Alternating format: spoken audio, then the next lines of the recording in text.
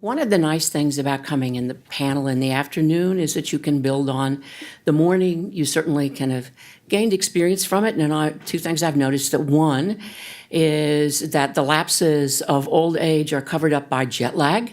So I just want to say I came from China very recently, right?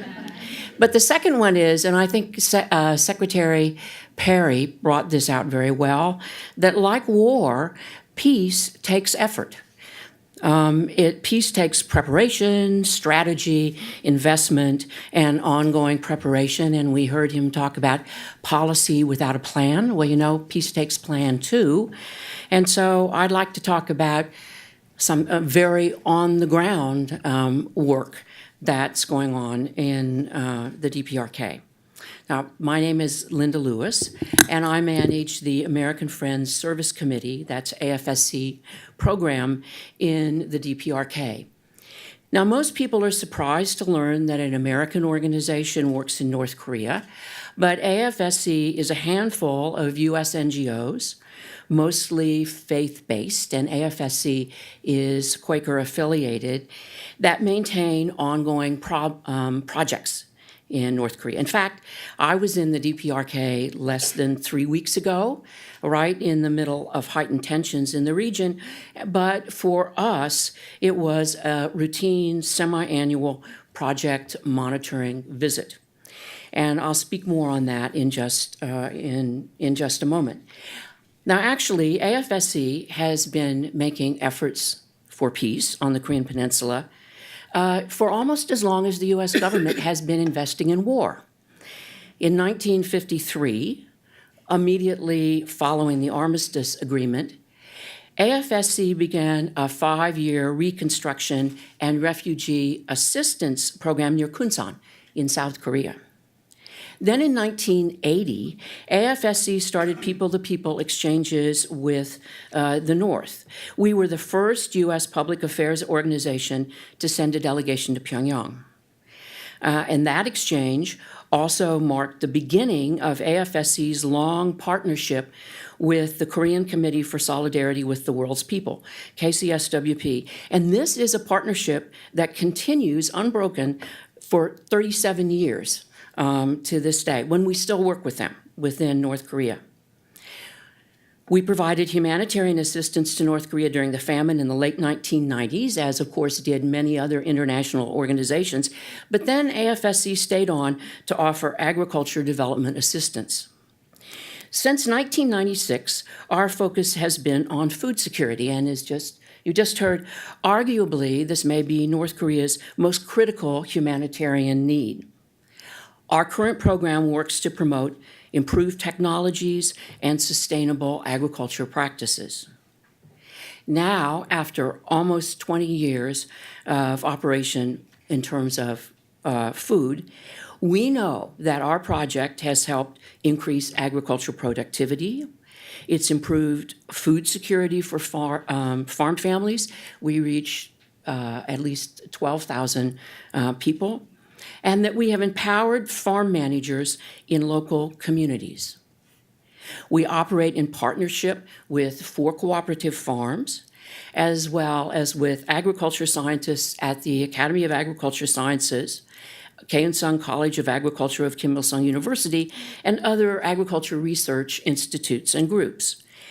And AFSC's development strategy emphasizes practical approaches that are field-tested on partner cooperative farms. Now, what does this mean? We follow a method that we have refined over the past decades, where Korean farm managers use very modest amounts of farm materials provided by AFSC to conduct field-based experiments using innovative technologies. Data about these experiments are then collected and results discussed with AFSC staff on periodic visits. In support of these initiatives, AFSC regularly hosts study tours outside the DPRK for farm managers, agriculture researchers, and policymakers to learn about new practices and current research that might be adaptable to the Korean context. Actually, Until 2005, we took a lot of Koreans to Canada and the U.S. To look at farming. That wasn't possible now. But in fact, we do take 4 to 6 delegations outside the country, usually to China, every year for workshops and various kinds of training. This multi-level approach enables the program stakeholders to assess problems and solutions from different perspectives, and we think that it effectively supports the adoption of innovative technologies on DPRK farms, and that also helps their spread nationwide. Now, so what does our work look like on the ground in the DPRK? And if you're wondering when you were going to stop looking at this picture, the answer is now. So as we manage an agriculture program, AFSC's 2 monitoring visits per year coincide with rice transplanting in May and the fall harvest in late October. Now, this is nice because, as anyone who has spent any time on either side of the DMZ knows, these are the best times to be out traveling in the countryside, anywhere on the Korean Peninsula.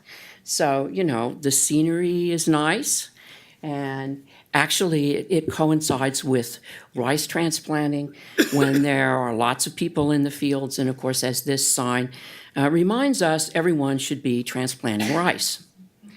Our last trip last month included visits to 7 cooperative farms.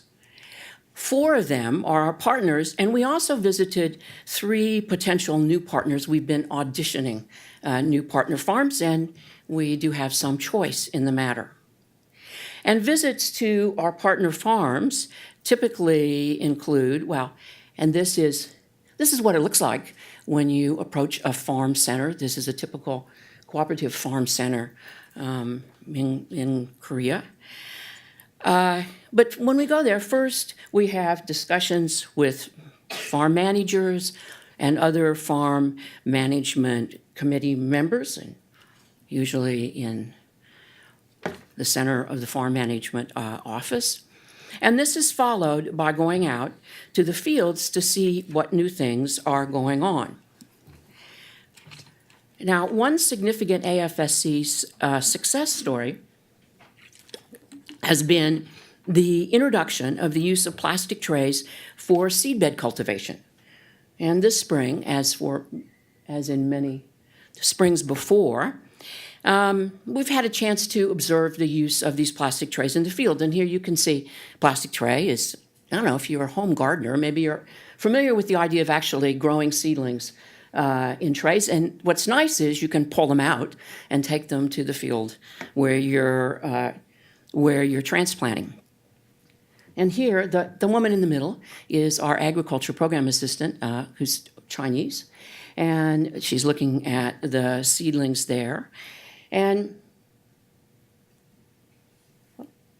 actually, there are a lot of wonderful things about this, but you can see that the seedlings come out with this sort of little nutrient ball around them, and so the survival rate is much higher with using this method. Now, we first introduced trays on AFSC farms 10 years ago, in 2007, when on a study tour to China, farm managers saw these and said, wow, let's try them. So I gave them a few, and they experimented with them for several years, found out that their use increased rice yields by 10 to 15%, which of course is really quite remarkable in the North Korean context. Since then, they have spread nationally. The government is pushing them. Trays are now being used throughout the country. AFSC partner farms are using them almost 100%.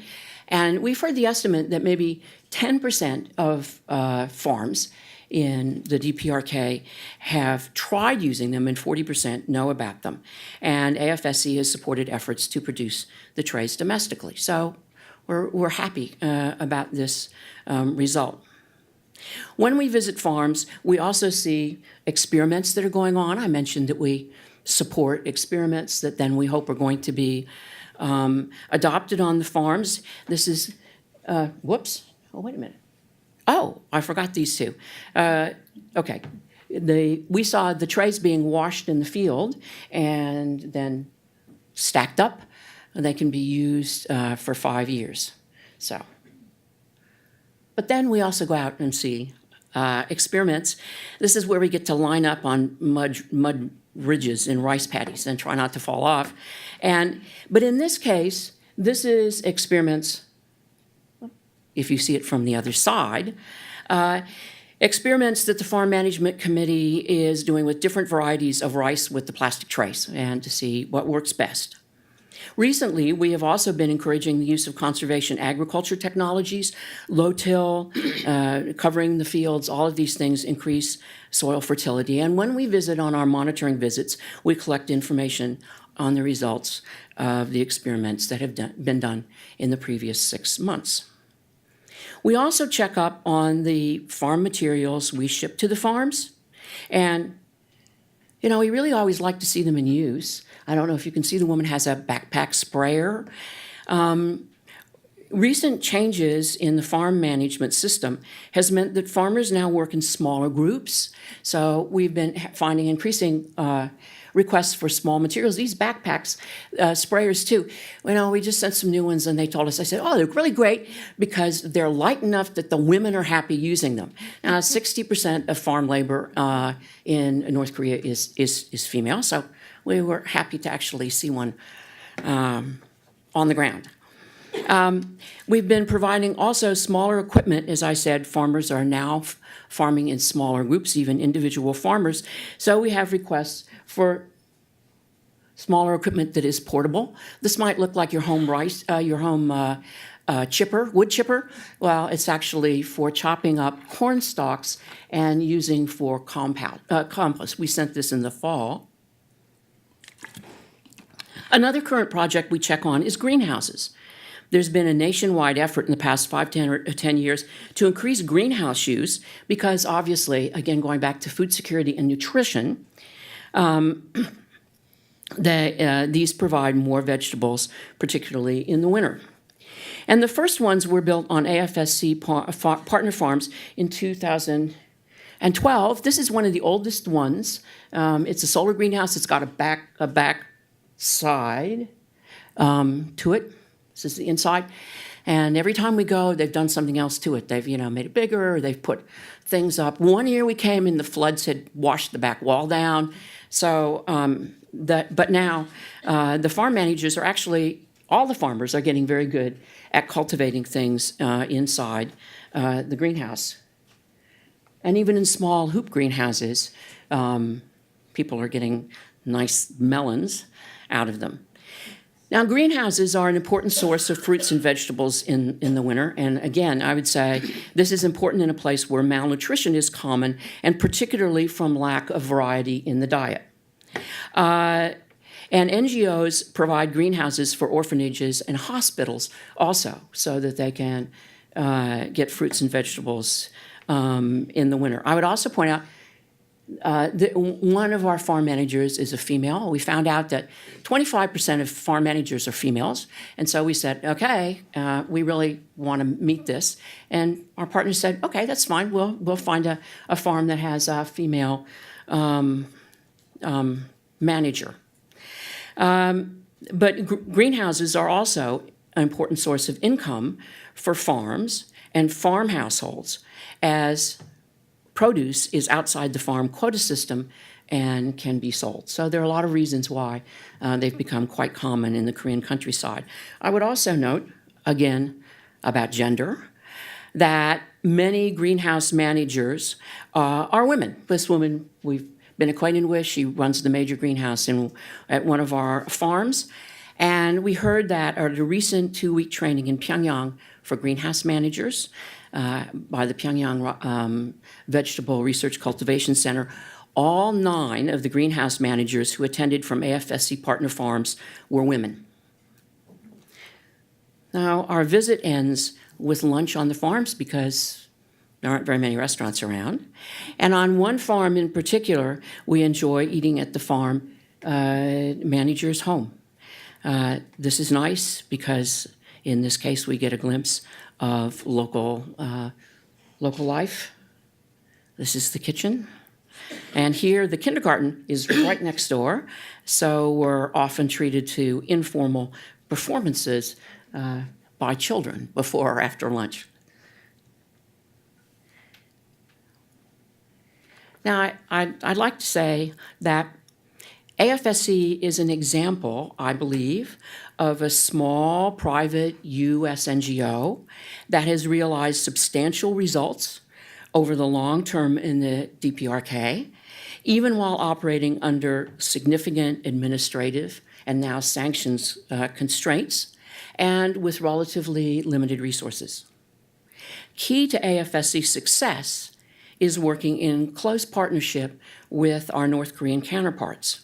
Relationships that have developed between AFSC staff and local farm managers, agriculture scientists, and government officials have, over time, we believe, facilitated a degree of trust and openness in discussions around what we have as shared goals, and they also have afforded continuity in activities year to year.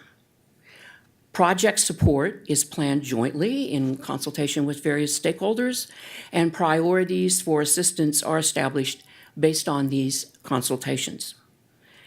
Workshops and delegations traveling outside the DPRK, including, as I mentioned, the annual farm manager study tours to China, which we first piloted in 2007.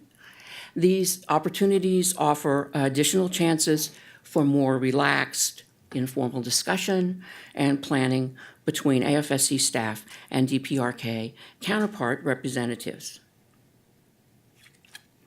And I would say that our experience has taught that more effective than short-term humanitarian assistance, long-term development assistance projects that address real human needs in a pragmatic and respectful way have the potential to produce tangible results in the DPRK. That our efforts build trust, they support change, and they benefit ordinary Koreans. Agriculture and medicine are two areas in which the government has been willing to accept assistance from Americans. And U.S. NGOs have had success operating projects focused on food security and public health.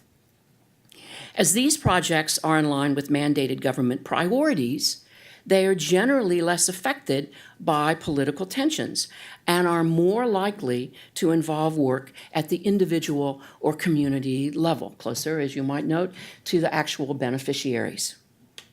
So one potential avenue for U.S. engagement with the DPRK is through support for ongoing private sector community level development assistance projects, or for new initiatives that use them as models. Effective projects like AFSC's, work through multi-level partnerships and in support of DPRK government development priorities.